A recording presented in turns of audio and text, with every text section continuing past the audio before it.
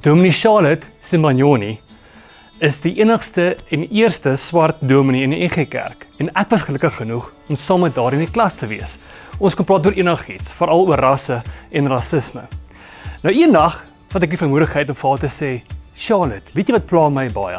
Ek sien hoe partykeer hoe swart mense, veral uit taksies, gemors so uit die venster uitgooi en dit maak my sommer dood in die binnekant.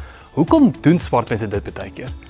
Sy sê, Marco, dis waar, dit maak dit nie reg nie, maar jy moet weet waar dit vandaan kom. Baie swart mense het groot geword op asgate. Nou as jy oral rommel rondom jou sien die heeltyd, dan lyk dit nie meer vir jou vuil nie. So, as die wêreld heeltyd vuil is, dan is dit nie vir jou snaaks of vreemd nie, dis net hoe die wêreld lyk.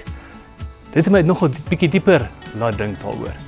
Sy daag my toe uit en vra vir my 'n vraag en sê, Marco, hoekom mors wit mense so?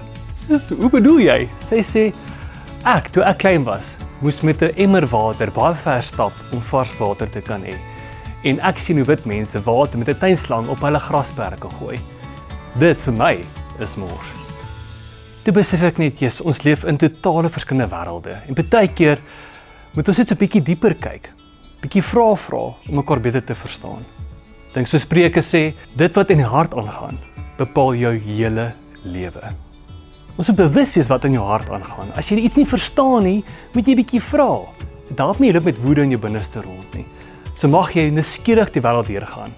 Vra oor dinge wat jou pla en dalk met bietjie meer vrede in jou binneste rondloop.